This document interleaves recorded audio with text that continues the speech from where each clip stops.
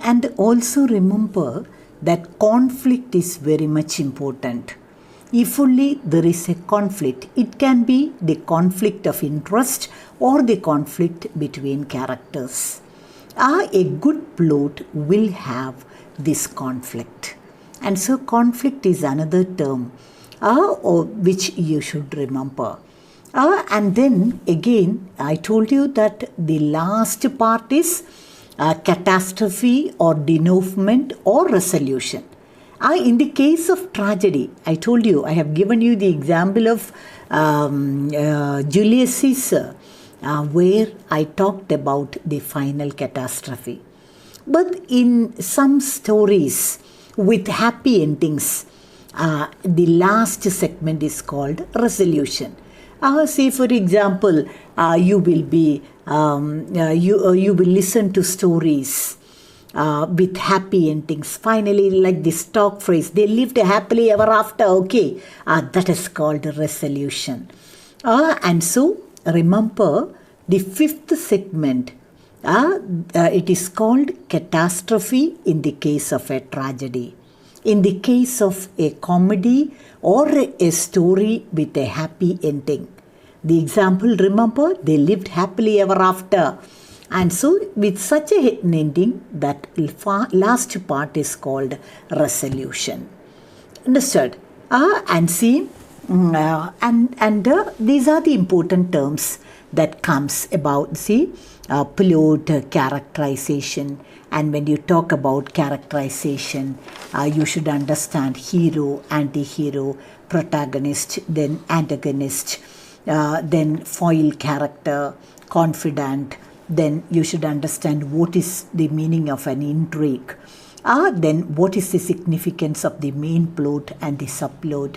And then again the Freytag's pyramid, the five-act structure. Then the different parts of the five-act structure, everything you have studied. And now, what are the elements of fiction? Once again, we sum up the points to make things clear. And so, I repeat the points again so that the points should be clear. See, what are the elements of fiction? 8 elements are there for fiction. See, 1 is plot and structure, 2 characterization, 3 theme, 4th one setting, 5 point of view, then 6th one style, 7 simple, allegory, fantasy and so on. Then 8th element, humor and irony. And so generally speaking, 8 elements are there in fiction. There are 8 elements for fiction. Now we were discussing about fiction these days. And so what are the 8 elements? Plot and structure, then characterization, theme is there. Theme is very important. Then the setting. See, for a play also the set is very important. Likewise, in fiction, setting is very important. Then a point of view. See, that I will discuss later. First person narrative, second person narrative, and from different angles of view, the point of view is there. Then the style, then a simple, allegory. You should understand the different elements like simple, then allegory, allusion, fantasy, etc. Then humor, irony. All these are the different elements of a fiction. These are the things you see when you study fiction.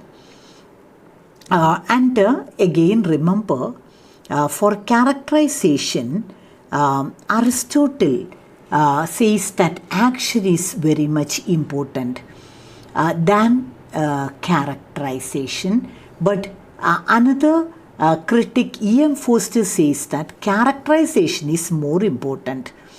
And see, Aristotle says that action or story, plot is the most important thing. But E.M. Forster says that E.M. Forster is another literary critic. According to E.M. Forster, characterization is all the more important. And he says that there are two types of characters. That is the classification made by E.M. Forster. Are two types of characters, flat character and round character. And what do you mean by a flat character or a static character? A character which is devoid of depth and life and can be reduced to a type or even caricature capable of producing comic effect. No development of character. I don't know whether you are familiar with the French Lieutenant's Woman. It's a famous novel by John Fowles. And there is a character called Ernestina Freeman. She is a typical example for a flat character. A silly girl, a very superficial character. And so, according to E.M. Forster, two types of characters are there, flat character and round character. Flat character or static character has no depth. They are presented as silly characters, not very serious characters.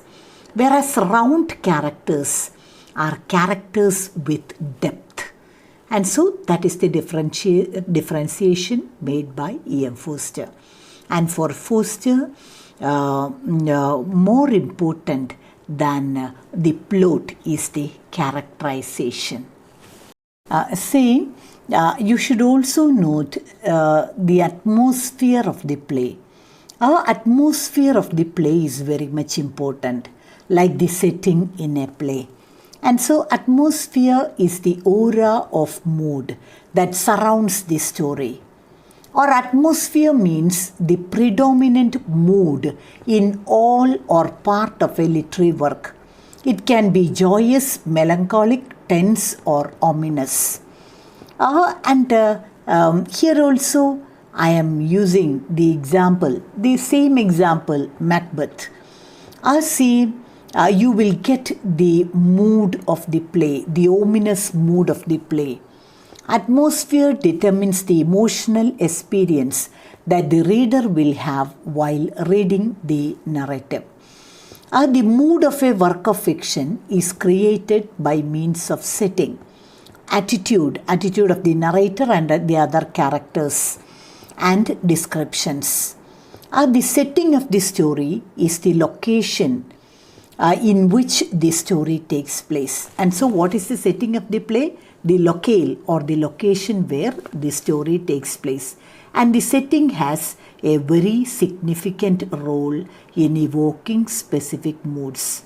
And here I give you the example of Edgar Allan Poe's Fall of the House of Usher.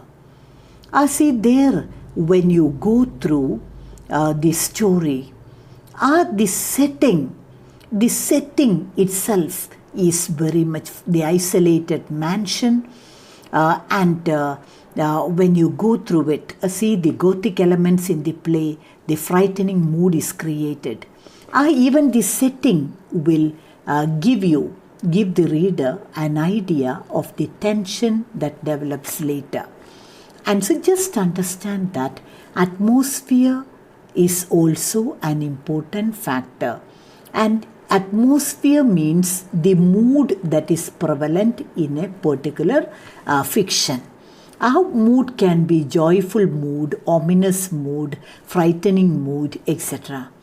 And then the mood is created. How is the mood created? By means of the setting. Understood? Setting is very important. Setting of the story, then what is the setting of the story? The location. And the location where the story takes place. A good example is Edgar Allan Poe's story, The Fall of the House of Usher. There you will, when you go through this story, the frightening, ominous atmosphere, the ominous mood is created by the setting, the isolated mansion, and everything there gives the setting of the play. And the next point is point of view. Point of view, another important point. Point of view is the vantage point from which a narrative is related. Or point of view is the eye through which a story is presented. And so that is the simple meaning. Point of view is another. See, we were discussing the different elements. We have discussed now the atmosphere, which is the mood of the play, the predominant mood of the play. And the next point is point of view. And what is the point of view? Point of view is the eye through which a story is presented. It is the viewpoint, how a story is viewed or presented.